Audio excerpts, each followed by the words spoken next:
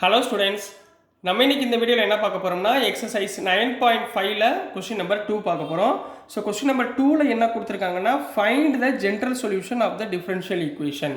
சரிங்களா, முதல் நம்ம என்ன பண்ணணும், கொடுத்துருக்க ஈக்குவேஷன் ஹோமோஜீனியஸ் ஃபார்மா இல்லை லீனியர் ஃபார்மானு ஃபைண்ட் பண்ணணும். சரிங்களா, இப்போ டேரெக்டாக பார்த்தோன்னே நம்மளுக்கு என்ன தெரியுது, the given equation in linear form. அப்போ ஃபஸ்ட்டு என்ன எழுதுவீங்க, the given equation is in linear form.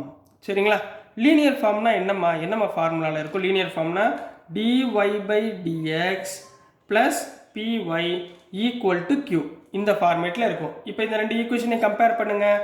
On comparing ரெண்டு ஈக்குவேஷனை நம்ம கம்பேர் பண்ணோம்னா pக்கு பதிலாக என்ன பண்ணலாம், p ஈக்குவல் டு இங்கே என்ன இருக்குது 3, q ஈக்குவல் டு இங்கே என்ன இருக்குது q equal to e power minus 2x அப்படின்னு இருக்கு. ரைட்டுங்களா, அப்போ இதை கண்டுபிடிச்ச உடனே ஃபர்ஸ்ட் என்ன கண்டுபிடிப்பீங்க, இன்டகிரேட்டிங் ஃபேக்டர். ஃபர்ஸ்ட் என்ன கண்டுபிடிப்பீங்க, integrating factor. Integrating factor formula என்ன, e power integral pdx, e power integral pdx which is equal to e power integral pக்கு பதிலாக 3 into dx.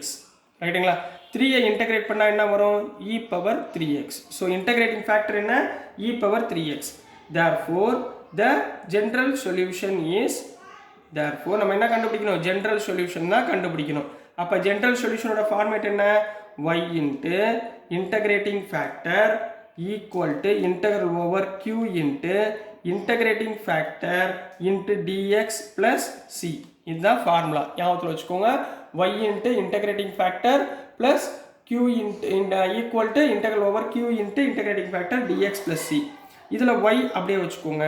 இன்டகிரேட்டிங் ஃபேக்டர் என்ன, e power 3x equal to integral over q எவ்வளோமா, q என்ன எழுதியிருக்கோம், e power minus 2x. இங்கே integrating factor என்ன, e power 3x plus c. கிளியரா கண்ணா, சரிங்களா. இப்போ பாருங்க, இங்கேயும் எக்ஸ்போனன்ஷியல் டேர்ம், இங்கேயும் எக்ஸ்போனன்ஷியல் டேர்ம். ஸோ பவரில் உள்ளது ரெண்டையுமே என்ன பண்ணிடலாம், நம்ம ஆட் பண்ணிடலாமா. ஸோ ஆட் பண்ணுங்க பார்ப்போம் என்ன கிடைக்கும், y into e power 3x equal to integral of e power minus 2x plus 3x plus into dx plus c. இங்கே dx போட்டுக்கோங்க, மறந்துடாதீங்க. சரிங்களா, so minus 2x plus 3x என்ன ஆயிரும், e power xங்களா.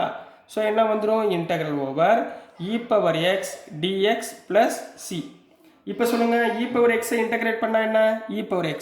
So y e power 3x equal to e power x integrate பண்ணா திரும்பவும் e power x plus c. ரைட்டுங்களா, இப்போ இந்த e power 3x right hand side கொண்டு போயிருங்க. அப்போ என்ன வந்துடும், y equal to e power x divided by e power 3x plus c by e power 3x. ரைட்டுங்களா, e power 3x. இப்போ இந்த e power 3x மேலே கொண்டு போயிடலாமா. அப்போ y equal to, இதை அப்படியே விட்டாலும் கரெக்டு தான், இல்லாட்டினா e power x minus 3x plus c into e power minus 3x.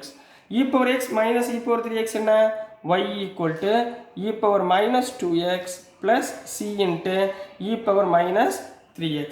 இதோட முடிச்சாலும் ரைட்டு தான், இதோட கம்ப்ளீட் பண்ணாலும் கரெக்டு தான், இதோட கம்ப்ளீட் பண்ணாலும் கரெக்ட் தான். So this is the answer for question number 2 கண்ணா. புரிஞ்சுங்களா. நெக்ஸ்ட் நம்ம கொஸ்டின் நம்பர் 3 போயிடலாம். ஸோ நெக்ஸ்ட்டுமா கொஸ்டின் நம்பர் 3 பார்க்க போகிறோம். ஸோ கொஸ்டின் நம்பர் 3 என்ன மாடலில் கொடுத்துருக்காங்க, dy by dx plus y by x equal to x square. பார்த்த உடனே எல்லாம் கண்டுபிடிச்சிடலாம். திஸ் ஈக்குவேஷன் இஸ் இன் என்ன ஃபார்மில் இருக்குது, லீனியர் ஃபார்ம். என்ன ஃபார்ம்லமா இருக்குது, லீனியர் ஃபார்ம். இப்போ லீனியர் ஃபார்ம் dy by dxல என்ன, dy by dx plus py equal to q. ரைட்டுங்களா, இப்போ இது ரெண்டையும் கம்பேர் பண்ணுங்க. ஆன் கம்பேரிங் ரெண்டு பக்கமும் நம்ம கம்பேர் பண்ணோம்னா p எவ்வளோமா கிடைக்குது, p ஈக்குவல் டு இங்கே 1/x.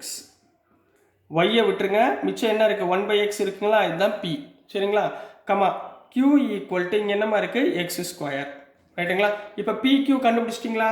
pq கண்டுபிடிச்சதுக்கப்புறம் என்ன கண்டுபிடிக்கணும், integrating factor.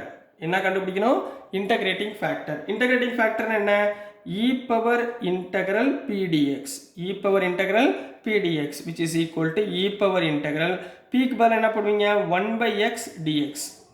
1/x dx. 1/x integrate பண்ணா என்ன வரும், e power log x. என்ன வருமா, e power log x.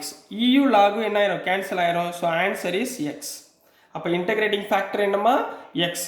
அடுத்து என்ன பண்ணுவீங்க, த ஜென்ரல் சொல்யூஷன் ஃபைண்ட் பண்ணணும். அப்போ ஜென்ரல் சொல்யூஷனுடைய லீனியர் ஃபார்முடைய ஃபார்முலா எழுதணும். The general solution is என்னமா format y into integrating factor equal to integral over q into integrating factor into dx plus c. இதெல்லாம் formula.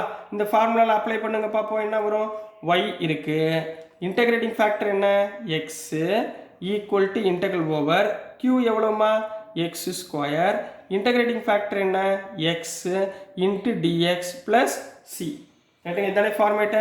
அப்போ இங்கே என்ன வரும், x y equal to integral over x square into x என்ன வரும், x cube into dx plus c. அப்போ x y equal to x கியூபை integrate பண்ணால் எக்ஸ் பவர் 4/4 ப்ளஸ் சி. இப்போ இந்த எக்ஸ் அந்த பக்கம் கொண்டு போயிருங்க. அந்த பக்கம் கொண்டு போனால் என்ன ஆகும், y equal to x power 4 divided by 4x plus c by எக்ஸ்னு வருமா. இதில் எக்ஸு எக்ஸ் பவர் 4 கேன்சல் பண்ணால் கியூபு. அப்போ ஆன்சர் என்ன வந்துடும், therefore y equal to x cube divided by 4 plus c by x, அல்லது சின்னு போட்டால் கூட கரெக்டு தான். So this is the answer for question number 3 கண்ணா. புரிஞ்சுங்களாமா?